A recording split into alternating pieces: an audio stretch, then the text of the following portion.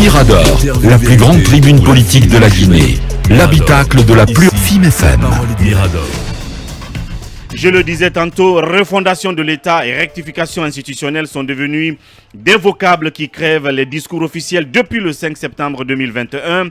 Les nouveaux maîtres donc de la Guinée, avec à leur tête le colonel Mamadi Doumbouya, font de ces concepts, comme nous dit Talibé, leur fonds de commerce à l'effet de faire preuve de grandes ambitions pour la Guinée et d'emporter ainsi l'adhésion de nombreux Guinéens à leur cause. Question, comment obtenir une réelle implication des citoyens dans le chantier de refondation de l'État, l'émergence d'une Guinée nouvelle, travailleuse, juste et solidaire, passe-t-elle par le renouvellement des pratiques politiques et sociales? C'est à ces questions, entre autres, que va répondre notre invité, le professeur Aliou Ba, qui est déjà ici en studio. Monsieur Ba, bonjour. Bonjour à vos invités et à l'ensemble de vos éditeurs. Merci d'avoir accepté notre invitation. Première question, Akoumba Diallo. Monsieur Ba, est-ce qu'un philosophe a sa place dans la cité, surtout la cité guinéenne? Bonjour cher Akoumba, c'est une vraie question de définir le rôle déjà du philosophe, mais il faut savoir d'abord ce que c'est que la philosophie. Il faut aussi distinguer la philosophie de ce qu'elle n'est pas, parce que dans notre pays, elle passe plutôt pour ce qu'elle n'est pas. C'est-à-dire, premièrement, la philosophie passe pour du bavardage impertinent, du verbiage creux, effectivement. Merci pour le terme. La philosophie passe pour cela. Ça n'est pas de la philosophie, c'est une mauvaise compréhension de ce qu'elle est. La philosophie va passer également pour une promotion de l'athéisme. On dit, les philosophes disent que Dieu est mort, que la religion est l'opium du peuple. Absolument. Voilà, on va rentrer dans ces grandes théories sans comprendre pourquoi elles ont été formulées. Donc, ce n'est pas non plus de la philosophie, parce qu'on verra que la philosophie utilise quelque chose qui s'appelle la théoria. Et la théoria, si on prend l'étymologie du mot, ça veut dire voir le divin. Et voir le divin, si je le ramène à un vocable coranique, le Coran nous dit que Dieu est la vérité. Donc, le philosophe voit le divin, voit la vérité dans le divin. Absolument. Donc, vous voyez, ce n'est pas ça la philosophie. Maintenant, qu'est-ce que la philosophie véritablement? C'est l'amour de la sagesse. C'est ce que nous dit l'étymologie du mot. Amour de la sagesse, qu'est-ce que cet amour? C'est une quête, c'est une recherche continue, discontinue, permanente, exigeante et rigoureuse d'un savoir épuré de tout préjugé. C'est ça faire de la philosophie. C'est en ce sens que je reviens à votre question, cher Akoumba, pour vous dire qu'effectivement le philosophe n'est pas un ermite qui serait perché à l'entrée de la cité pour voir comment elle fonctionne. Ce n'est pas ce maître soufi qui se retire de la vie. Le philosophe participe à la vie de la cité. Il est un acteur de la vie de la cité parce que toutes les problématiques politiques, sociales, économiques, écologiques que nous abordons dans la société sont des problématiques qui ont déjà connu une thématisation philosophique, qui ont été élevées au niveau du concept en philosophie.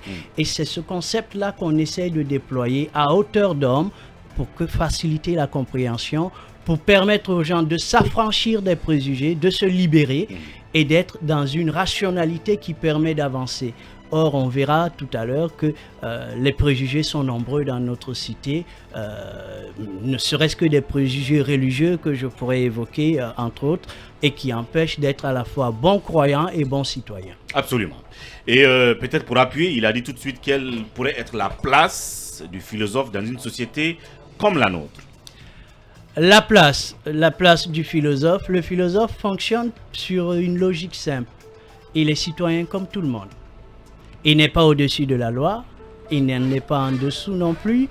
Et c'est quelqu'un qui fonctionne avec l'idée que chacun de nous, dans la cité, dans le corps de la cité, doit apporter sa contribution. Ça veut dire être citoyen, c'est être responsable, c'est être engagé, c'est comprendre les choses par leur cause première, pas faire l'opinion, parce qu'on est aujourd'hui malheureusement en Guinée dans ce que j'appelle la dictature de l'opinion. chacun veut dire son idée, donner son point de vue, même s'il n'est pas fondé, même s'il n'y a pas des raisons suffisantes pour dire ce qu'il a à dire. Bien. Donc ça fait finalement que l'opinion l'emporte sur un besoin de compréhension, sur un besoin de vérité. Bien. Et dans une phase de transition telle que nous connaissions, la philosophie peut permettre de clarifier les concepts de réconciliation nationale, de justice, de droits de l'homme, de paix. La philosophie permet de les clarifier avec des exemples précis, concrets. Les assises qui ont démarré, par exemple, leur contenu, le philosophe peut être utile à clarifier les enjeux présents et futurs de telles initiatives dans un pays en pleine refondation. Et c'est pourquoi tous les citoyens, nous tous, nous devons participer à ces assises parce qu'il ne s'agit pas simplement que de la réconciliation nationale, il s'agit d'un moment historique révolutionnaire que nous ne devons pas rater dans notre histoire aujourd'hui. Et professeur Alioune Ba, je rappelle, les professeurs de philosophie politique en France et enseignant-chercheur en philosophie politique à l'université de Sofonia. Avant d'arriver à vous, Mohamed Kaba, je rappelle que le président Mamadi Doumbouya, récemment, a, si vous voulez, décerné un prix ou un satisfecit, une reconnaissance à un enseignant de philosophie, professeur de philosophie, évidemment, qui a été assez salué par le milieu donc des penseurs. Qu'est-ce que ça vous fait comme effet? Parce que c'était tout nouveau, c'était une première, justement, pour qu'un professeur de philosophie soit, si vous voulez, célébré de cette façon-là. C'est une bonne chose, mais le philosophe ne court pas après les récompenses, il ne court pas après les reconnaissances.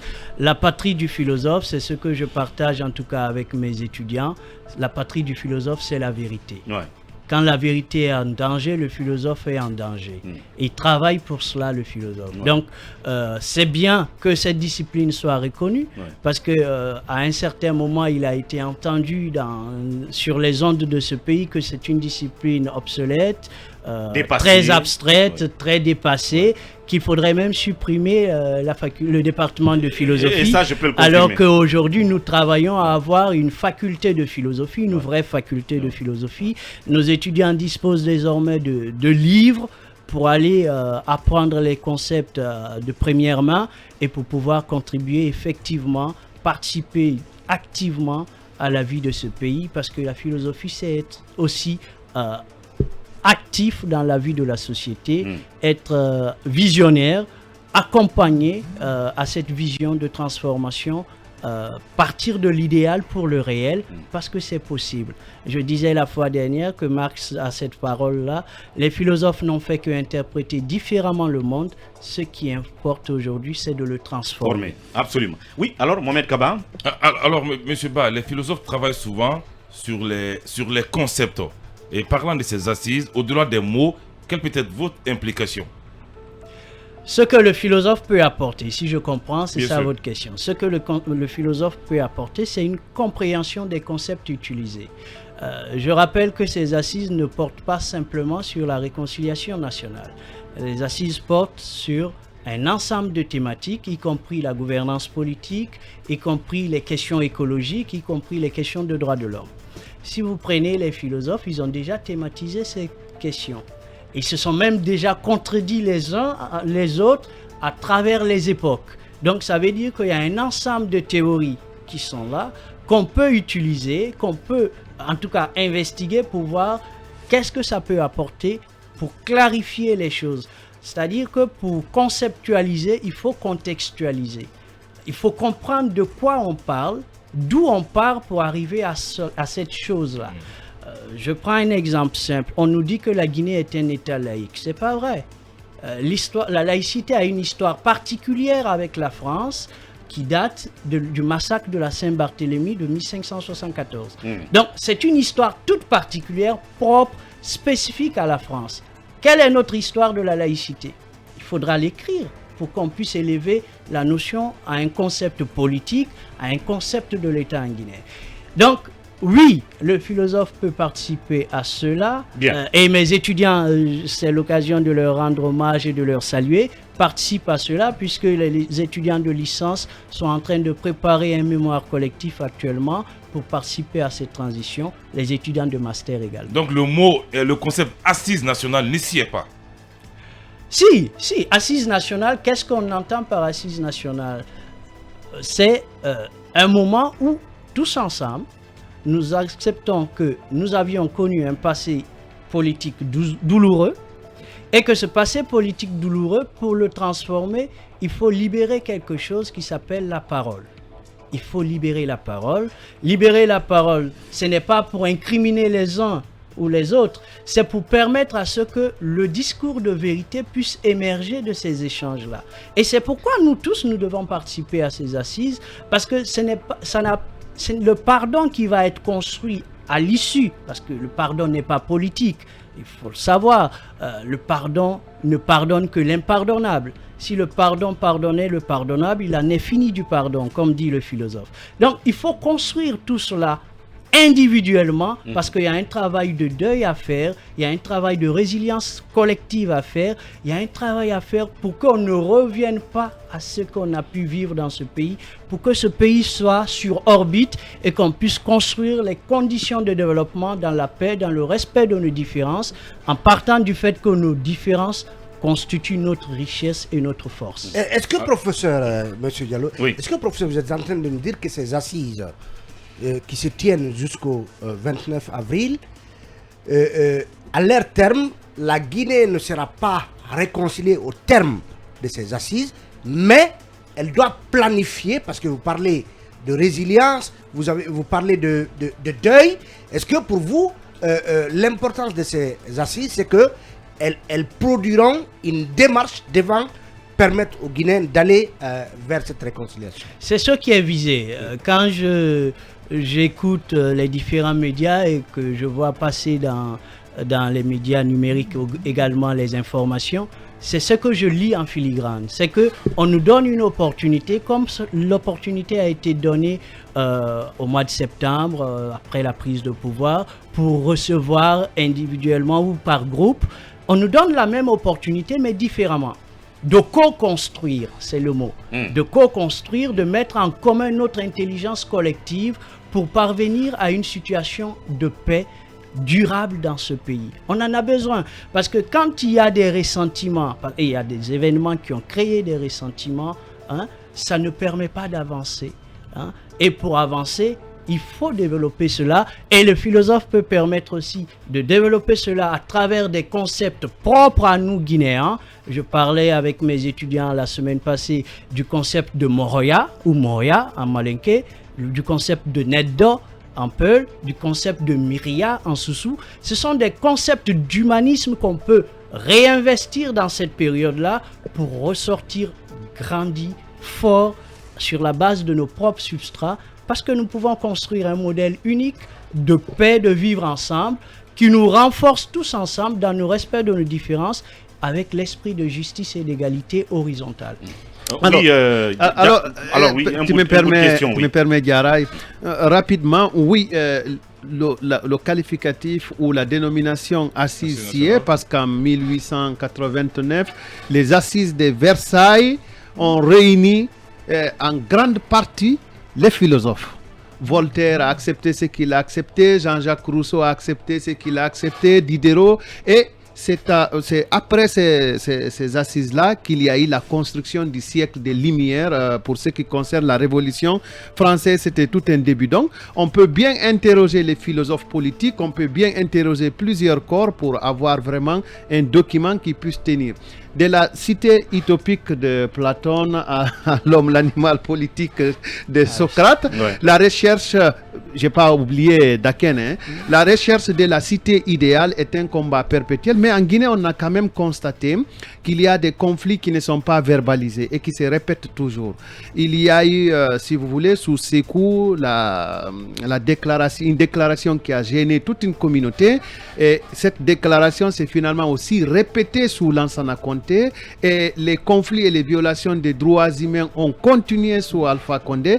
Est-ce qu'aujourd'hui, les philosophes pourraient participer un temps soit peu à purger cette plaie-là pour qu'on puisse réfléchir sur notre avenir comme John Locke avait réfléchi sur la conception des États-Unis d'Amérique?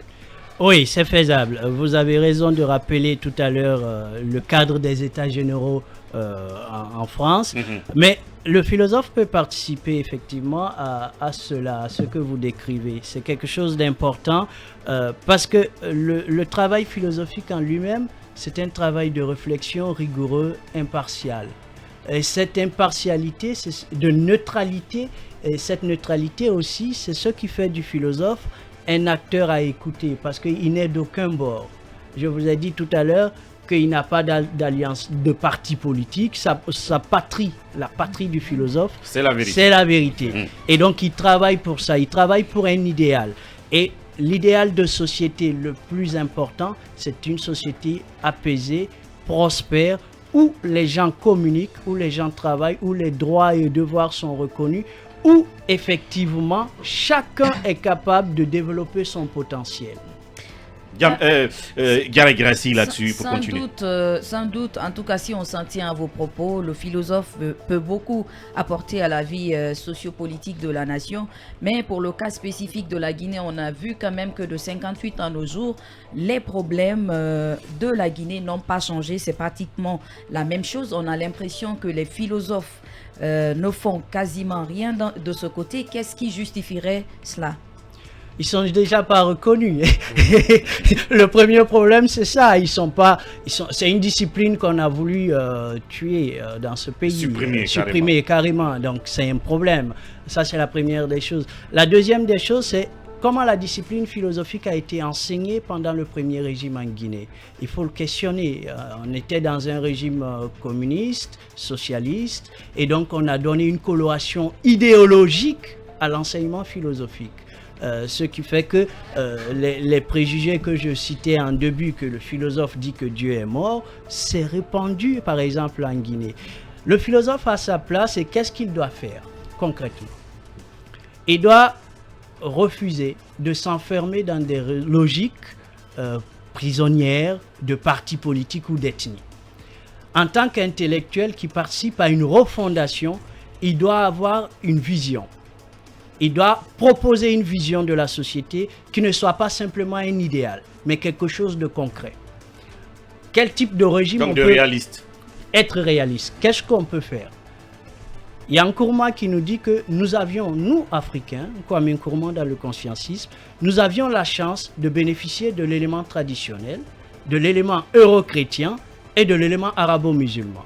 Comment on peut faire un mix de ces trois éléments pour créer une authenticité guinéenne, politiquement parlant, à partir de ce que dit la charte de Kourou-Kanfougan, à partir de l'expérience des Diwé du Fouta, comment on peut reconstruire quelque chose de nouveau? On est dans cette phase de refondation et donc il faut penser en ces termes. Bien. Il faut penser en fonction de ce que notre substrat permet parce que c'est sur la base de cela que les idées vont infuser dans la société et ces idées-là, c'est à nous tous de les promouvoir et de travailler à leur effectivité, à leur réalisation concrète. Voilà, oui. Nous sommes à une période de reconstitution de nos valeurs, de refondation également. Est-ce que vous, en tant que philosophe guinéen, vous allez rester en marge de cela ou cette fois-ci, bien que vous ne soyez pas reconnu, vous allez faire quelque chose dans le cadre de cette refondation et de cette reconstitution de nos valeurs?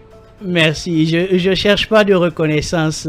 Comme je l'ai dit, le philosophe, ça ne l'intéresse pas. Sa patrie, c'est la vérité, c'est pouvoir dire les choses de façon objective. Par contre, je participe déjà à cette transition. Je participais déjà avant la transition en écrivant des choses. Je continue à le faire avec mes étudiants qui travaillent aujourd'hui dans leur quartier, dans leur secteur, avec les populations sur des thématiques et qui sont en train de préparer pour le mois de septembre, aussi bien les étudiants de master que de licence, des mémos qu'on va transmettre aux autorités parce que c'est cela aussi faire de la philosophie, c'est cela aussi être citoyen et participer à la vie publique. Absolument. Emmanuel Mirimono, on va continuer avec vous. Je prends beaucoup de plaisir à vous écouter. J'en suis d'ailleurs séduit. Ça me rappelle un peu des cours de philosophie pratiquement. À l'université. C'est pourquoi je n'ai pas branché depuis. Séduit comme docteur Makale Traoré qui vient d'envoyer un message assez élogieux à l'invité. Je n'ai pas branché depuis qu'il est là parce que j'aurais préféré seulement l'écouter. Bien. Tu vas quand même poser ta question. Oui. Il nous plonge dans la métaphysique ce matin. Pas du tout. Métaphysique réaliste. Non, dans la métaphysique. Métaphysique réaliste. Kaba, pourquoi Kaba il est comme ça? Il veut créer du débat. Comme la philosophie, c'est. Alors, en attendant qu'Emmanuel ne retrouve ses esprits avec la perturbation des Kaba, il y a Mousselou qui dit: salut à votre philosophe, cette discipline est tellement importante dans la société en France. Les élèves de toutes les options composent en philosophie au baccalauréat. La philosophie, c'est l'interrogation et la réflexion. Une société qui banalise la philosophie est une société qui ne réfléchit pas, et sans réflexion, il n'y a pas de progrès. Excuse-moi. Non, merci. Mais c'est important. Et pour ajouter rapidement, je pense que même au Sénégal, ici, il y a le bac, il y a un bac spécial philosophie. Avant le vrai bac, il y a d'abord l'épreuve de philosophie qui est organisée à part, tellement qu'elle est importante, avant que les autres épreuves n'arrivent. J'ai envie de vous poser cette question parce qu'on parle quand même de refondation à travers ces assises, à travers cette transition. Mais quand on vient au cas spécifique des assises, il y a quand même un certain nombre d'acteurs qui ne sont pas embarqués. Il y a un écosystème qui donne l'impression que la réflexion, justement, la libération de la parole vers laquelle on veut arriver n'est pas forcément propice parce que tous les acteurs ne semblent pas intéressés. Est-ce que vous pensez que le contexte dans lequel nous sommes peut nous permettre d'aboutir au résultat escompté, donc à un objectif de refondation? Oui, l'objectif de refondation doit être en même temps un objectif d'inclusivité. C'est ce que les autorités prônent dans les différents discours. Et c'est noble, c'est à féliciter, c'est à encourager. Parce que c'est ensemble que cette Guinée nous appartient. C'est ensemble que nous aurons à la construire. Je pense que les mouvements qui ne sont pas allés, ils ont leurs raisons que je ne connais pas, donc je ne peux pas commenter ce que je ne sais pas, mais je sais que quand il y a des assises comme ça, quand il y a ce type de mouvement, il ne faut pas rester en marge, il ne faut pas rester en arrière, parce que c'est l'avenir qui se décide maintenant. Bien. Et cet avenir se construit ensemble. Et parce qu'il est construit ensemble, il nous permet d'avoir une meilleure adéquation des idées en fonction des réalités, et il nous permet d'être tous en phase et de nous projeter dans une société de justice, de respect, d'égalité, de fraternité, de solidarité dans l'effort, mais une société qui permet aussi à chacun de développer pleinement son potentiel et d'être ce qu'il veut devenir. Mais est-ce qu'il y a lieu quand même d'associer son image à quelque chose dont on sait l'aboutissement? Ça s'appelle préjuger d'une chose. Et quand on préjuge d'une chose, soit on se trompe, soit on est un divin. Le philosophe n'est ni l'un, et il ne veut pas vivre avec les préjugés. Bien. Spinoza nous dit par exemple que pourquoi nous n'arrivons pas à nos objectifs? Parce que nous fonctionnons avec des préjugés. Nous attribuons aux autres des idées que nous pensions qu'ils ont, alors que nous n'avions pas discuté avec eux rationnellement. Donc privilégier la raison sur les passions permet de construire quelque chose de durable pour ce pays, et la paix est le socle à partir duquel il faut partir, parce que cette paix est ajustée à la justice, et c'est avec ça qu'on peut... On a un potentiel de développement énorme, c'est un pays vierge, la Guinée. On ne fait même pas un petit quartier chinois. Bien. Si on veut travailler ce pays dans l'unité, on peut déplacer la capitale de Conakry à autre lieu où on fait Abu Dhabi à Conakry, on fait Dubaï. On a du potentiel pour ça, on a de la richesse énorme, et on a des richesses humaines énormes. Il faut valoriser tout ça dans la paix, se donner la main, s'encourager, se critiquer, parce que la philosophie veut ça, l'esprit critique. Ce n'est pas être dans un conformisme, c'est de pouvoir critiquer quand ça ne va pas, mais pas s'enfermer dans une logique d'opposant, de critique ou de stérile ou de nihilisme, de rien ne va. Alors, justement, je sais qu'il y a un cours à l'université, enfin en faculté des philo, qu'on appelle esprit critique. Je voudrais bien que vous portiez votre critique sur la façon dont ces assises sont organisées, parce qu'elles ne sont pas autant bien faites. Tout à l'heure, on a parlé des vocables dont s'approprient les autorités actuelles depuis le 5. Il y a par exemple dans la charte qui donc gouverne cette transition, des mots comme le pardon et la réconciliation, qui constituent en même temps le chapitre les valeurs et principes donc de la transition ou de la charte. le pardon et la réconciliation, le patriotisme et la loyauté, l'inclusion et la fraternité, la justice et la responsabilité, l'impartialité et la neutralité, la tolérance et le dialogue, la probité et la dignité, la discipline et le civisme, le mérite et l'équité. Ce sont entre autres ces vocables-là qui constituent les valeurs de la transition, arrimées à l'ambition de rectification institutionnelle. Est-ce que vous pensez qu'il y a une méthode qui a été réfléchie, qui est perceptible dans le cadre de ces assises-là, qui doivent intégrer toutes ces valeurs-là? Il y a une ambition et elle est à louer. Elle est à louer parce que quand l'ambition nous permet d'exceller, c'est ce que dit Marc Aurèle, et cette ambition elle est réelle, c'est une Guinée unie. Ça, il faut travailler. Il faut vraiment travailler à cela. Et il faut travailler à dépasser les ressentiments. Il faut travailler à reconnaître les victimes des différents régimes parce qu'il y en a. On ne peut pas faire la fine bouche sur ça. Il faut travailler à faire de la réparation pour ce qui est réparable parce que tout n'est pas réparable. Hein. Il faut travailler à ne pas culpabiliser les enfants des bourreaux d'hier ni d'aujourd'hui, parce que les enfants ne sont pas coupables de ce que leurs parents ont commis. Et il faut vraiment accompagner cette transition avec cette ambition-là. Ça ne veut pas dire qu'il ne faut pas la critiquer. Il faut la critiquer quand on sent que là, elle n'est pas, la méthode ne tient pas, le discours ne tient pas. Il y a quelque chose qui ne passe pas dans les assises. Je ne reviendrai pas sur les vocables de pardon, réconciliation, parce que ça nous ferait une émission entière, ne serait-ce que le pardon. Je voudrais dire simplement qu'il y a quelque chose qui n'est pas passé. C'est-à-dire que la communication autour des assises n'a pas été bien reçue par les populations. Or, ce qui se passe maintenant, c'est l'équivalent des États généraux en France en 1789. C'est vraiment important. Les assises-là, on doit tous s'en approprier depuis les quartiers où nous vivons, susciter le débat dans nos quartiers, faire sécréter quelque chose qui monte et qu'on peut élever au concept et transmettre.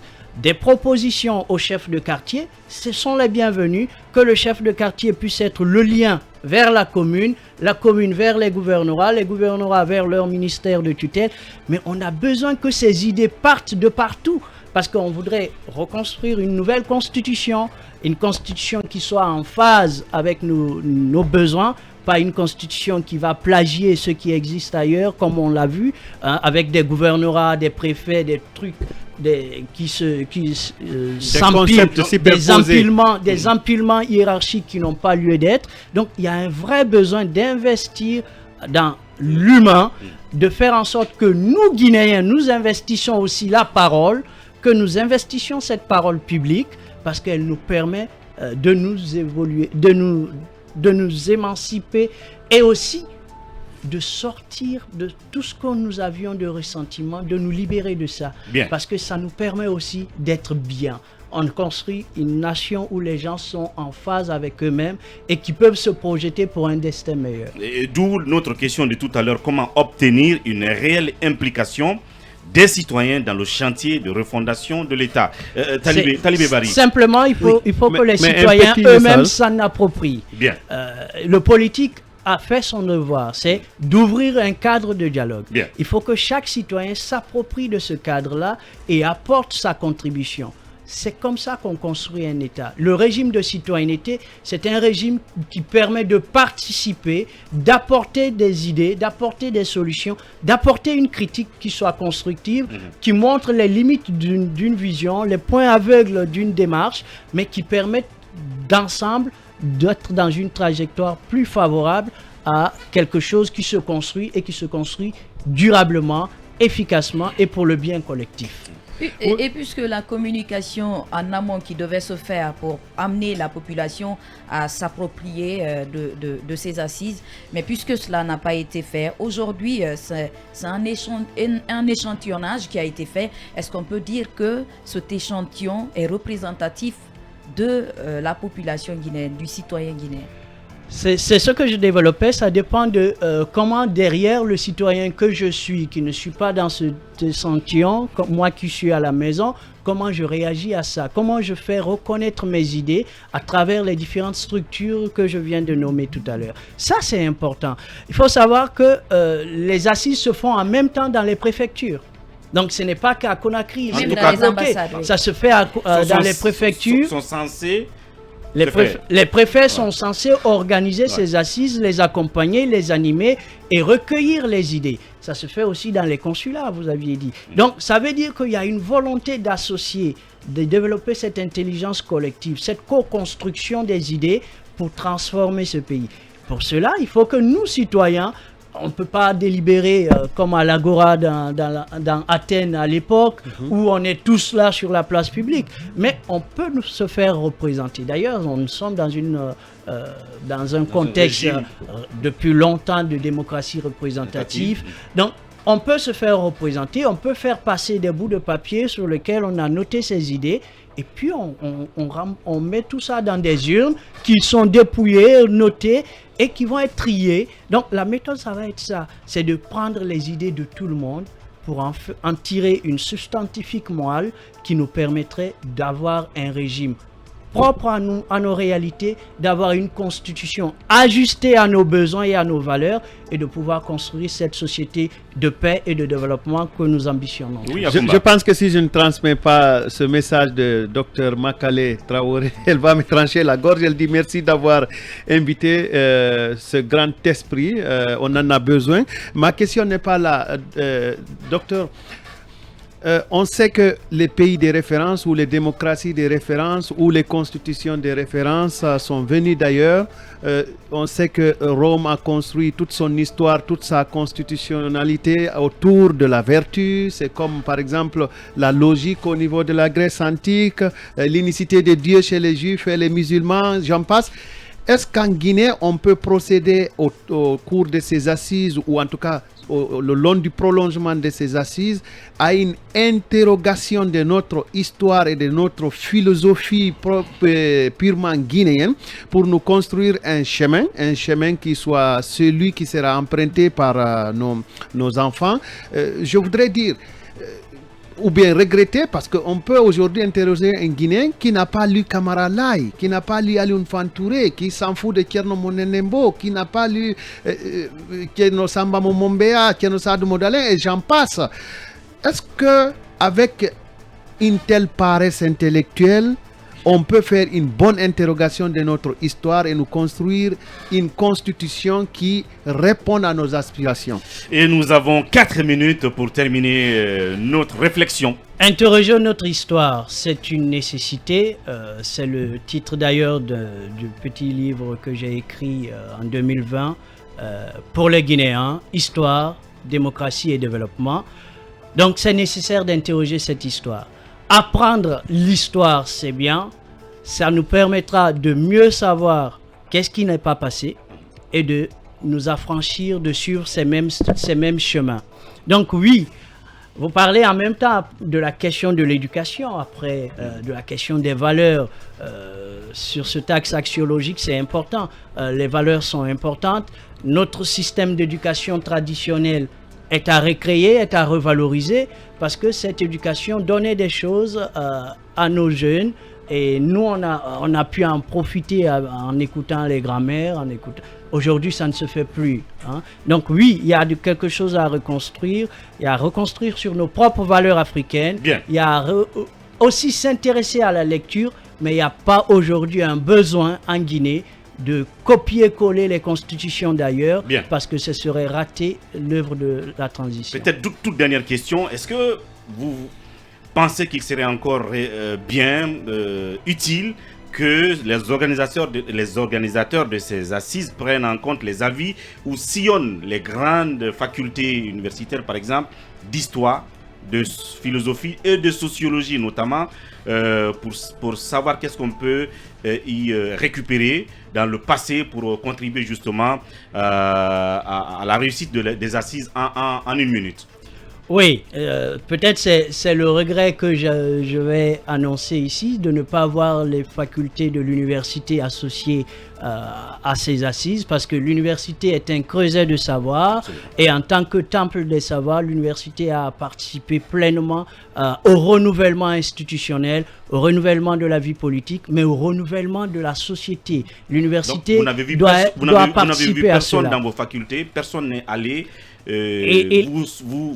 Je sais pas. Il est souhaitable, en tout cas il est souhaitable, et l'université, je ne parle pas au nom des responsables de l'université, mais à mon nom propre et en tant qu'enseignant, je pense que nous serons ravis d'accueillir, et nos étudiants aussi seraient très ravis de pouvoir apporter leurs contributions, leurs idées, parce que c'est important et parce que la philosophie, je vous ai dit tout à l'heure, nous avons des concepts. Le concept de Myria, je vous disais ça en sous-sous, de Netdo en Peul, de Moroya, on peut les développer long et en large et trouver des enseignements là-dedans qui peuvent scier à la situation et nous permettre de construire pendant cette transition une Guinée à venir avec des valeurs fortes, avec une ambition politique réelle et avec la paix, le développement comme finalité.